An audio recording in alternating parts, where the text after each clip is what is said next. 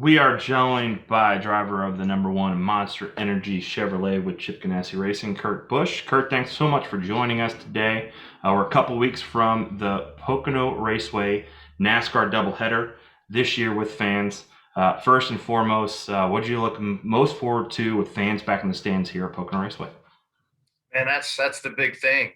All these different states and protocols, and can you do this or can you do that?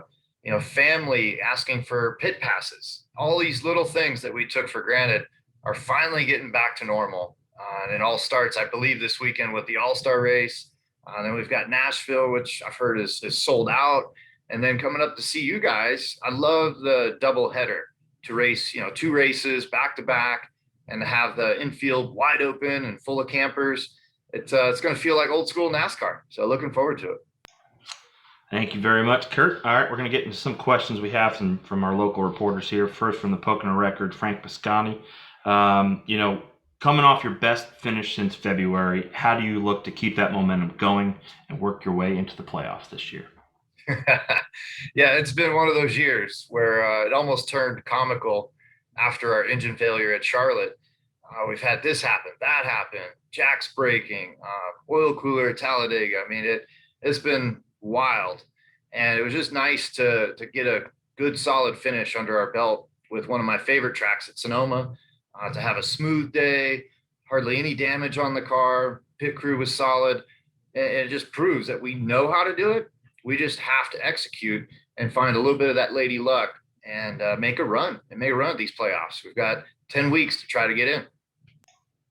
Next question comes from the Scranton Times Tribune and Scott Walsh. One of your favorite Pocono memories. We want to kind of clue you into that one. Of your 3 wins here at the track, or it may not be a win, which one stands out in terms of those victories as your favorite more than the others? I would say 2007. I've always been asked, have you ever had that perfect race car? And I don't think any race car driver will ever say they've had a perfect car, right? That 2007 race, though, I qualified outside pole.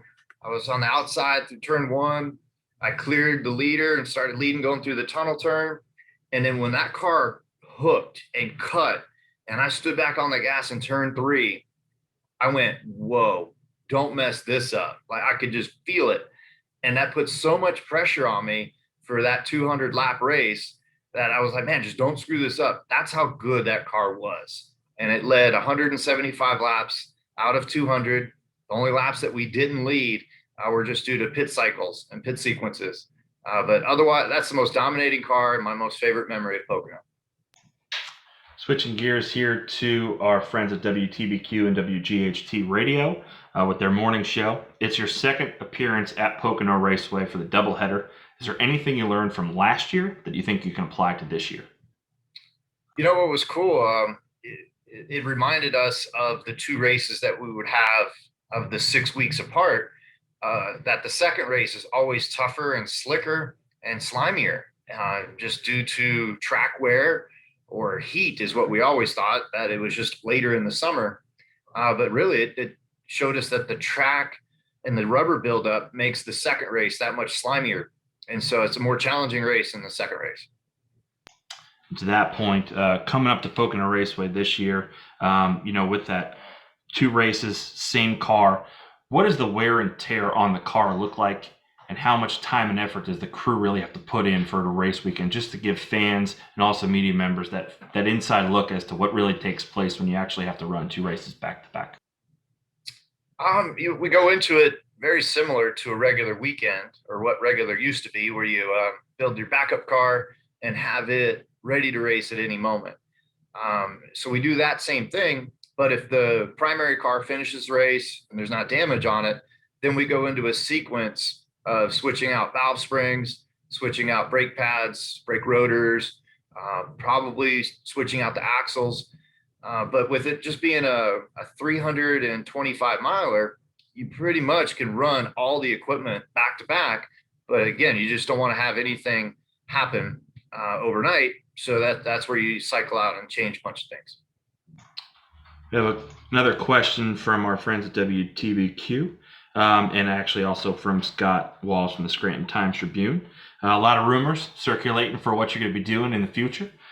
So feel free to let us know or give us a sneak peek or do the whatever you want to say.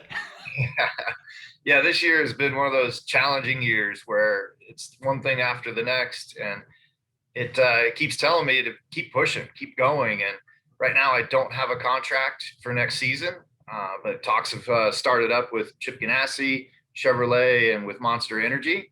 I've been texting and calling some other teams to set up some meetings and just see what's out there and see what's beyond the steering wheel as well.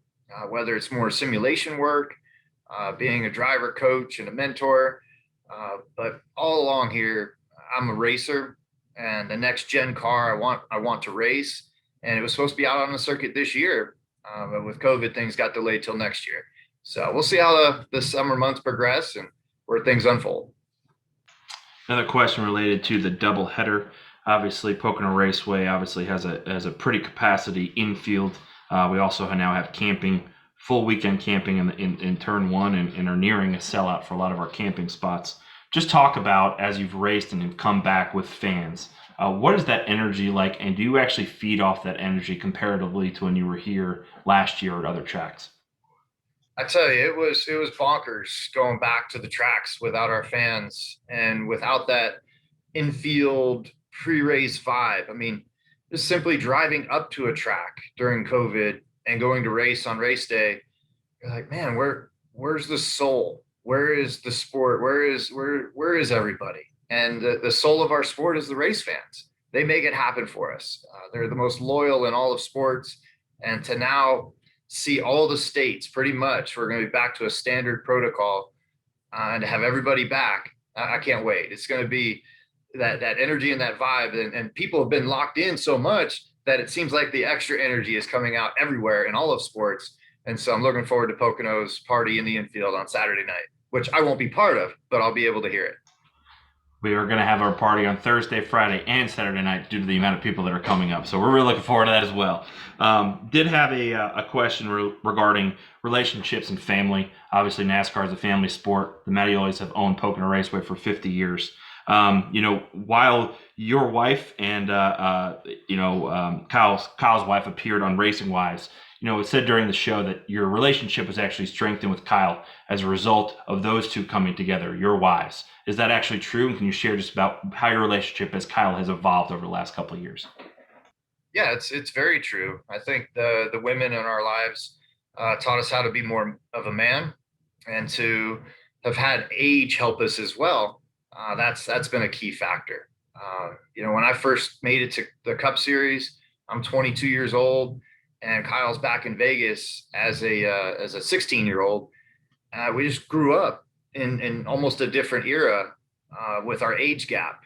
And then when he got to the Cup Series, I was a champion already. He was a rookie, and it's like, who's this rookie? Oh, he's my little brother. He's kind of a pain.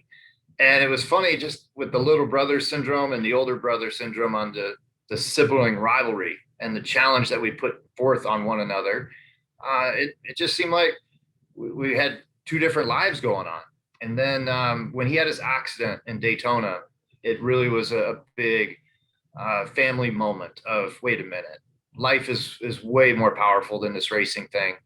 And that's when we started to come together closer. He won at Sonoma that year after his rehab and coming back from that accident. I got to finish second, and I was the happiest I ever felt finishing second. And so that's when I think our relationship really got rooted and found another gear. Thank you for that. And one final question related to Pocono Raceway. We'll end it on this one. Pocono Raceway is actually celebrating their 50th year of their Tricky Triangle racing on the 2.5, which was an IndyCar race back in 1971. So for 50 years, the Mattioli family has owned and operated this facility and this track. What is Dr. and Doc Rose's biggest contribution to motorsports, especially in the Northeast, for being a part of motorsports for as long as they have been?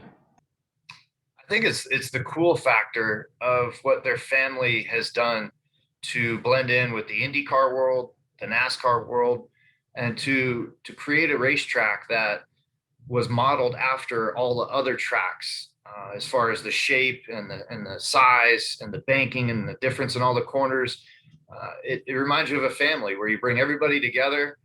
Here's our dinner table, which is here's the racetrack, and the Manioli family has always gave the drivers and the fans that feel of, hey, this is our house. Welcome. You can come here anytime.